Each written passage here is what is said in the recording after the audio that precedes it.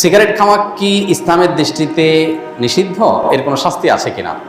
ভাই, ধূমপান করা ইসলামে নিষিদ্ধ, এ ব্যাপারে কোনো আলেমের কোনো ভিন্ন মত নাই। অনেক ওলামা ইকরাম মাকরুহ তাহরিমি বলেছেন, যেমন হানাফি মাযহাবের ওলামা ইকরাম মাকরুহ তাহরিমি বলেন। তবে সৌদি আরবের ওলামা ইকরাম এটাকে হারাম বলেছেন, নিষিদ্ধ, এবং এটা গুনাহ নাজায়েজ, এ ব্যাপারে কারোর কোনো ভিন্ন মত নেই। কেন? প্রথমত আল্লাহ সুবহানাহু ওয়া তাআলা বলেছেন, লা তুলকু বিআইদিকুম ইলা তাহলুকা, তোমরা নিজেদেরকে ধ্বংসের দিকে ঠেলে দিও না। ধূমপান করলে আমাদের উপকার হয় না ক্ষতি হয়? ক্ষতি হয়। উপকার হয় না বললেই চলে, পেট ভরে না, অন্যান্য কিছু না। আপনি বলবেন যে আমার ঘুমের লাই কাটে, অথবা এনার্জি আসে, বা অন্যান্য কিছু আসে, এরকম যদি বলেন।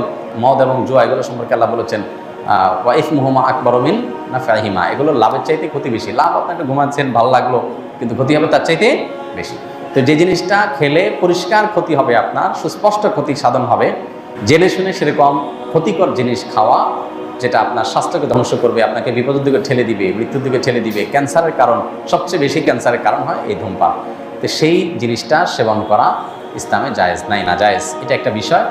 দ্বিতীয়ত, এটা যেহেতু আমাদের পেট ভরে না, এরপর আমরা টাকা দিয়ে যদি এটা খাই, তাহলে সেটা অপচয় হয়, কারণ এটা অনর্থক অহেতুক একটা জিনিস। এটা যেটুকু আপনার ফুর্তি বা যেটুকু আপনার ভালো লাগা বা তথাকথিত এনার্জির জন্য করেন, তার চাইতে ক্ষতি অনেক বেশি। ধূমপান করার ফলে আপনার মুখে যে দুর্গন্ধ সৃষ্টি হয়, আল্লাহর জমিনে কোনো হালাল খাবার খেলে মানুষের মুখে এরকম দুর্গন্ধ হয় না। এরকম বাজে গন্ধ, এরকম নোংরা গন্ধ, এর গন্ধটাই বলে দেয় এটা কি শরীয়তে হালাল নাকি হারাম। কথা বুঝে আসছে? বিধায় যাদের এই বদভ্যাস আছে, তাদের সদিচ্ছাই যথেষ্ট এখান থেকে সরে আসার জন্য। মানুষ পারে না এমন কিছু নাই। অনেকে বলে, ভাই আমি বহু চেষ্টা করছি, পারি না। তাই বলে পারেন না মানে? আপনি পারবেন, আপনার সাথে আপনার 14 গোষ্ঠীর যত ধূমপাই আছে সবাই পারবে একসাথে ইনশাআল্লাহ। কখন পারবেন? যখন ঠেলায় পড়বেন, তখন আপনি পারবেন। আপনাকে জেল নিয়ে যদি বেঁধে রেখে দেওয়া হয়, আপনি পারবেন, দেখবেন সাথে আরও কত কিছু করবেন। আমরা যারা মনে করি যে আমরা পারি না, তাদের আসলে সদিচ্ছার কি আছে, অভাব বা ঘাটতি আছে। যদি আপনার সিরিয়াসনেস থাকে, তাহলে পারবেন না এমন কিছু নাই। মানুষ অভ্যাস ছাড়তে পারে না।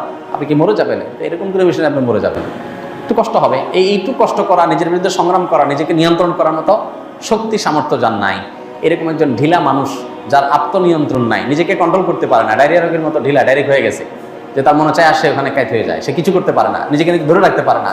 এরকম ঢিলা মানুষ আল্লাহর কাছে জান্নাতের এক্সপেক্ট করে কিভাবে সে জান্নাতের প্রত্যাশা কোন মুখে করবে? এজন্য সৎ সাহস দরকার। আল্লাহ আমাদেরকে সেই তৌফিক দান।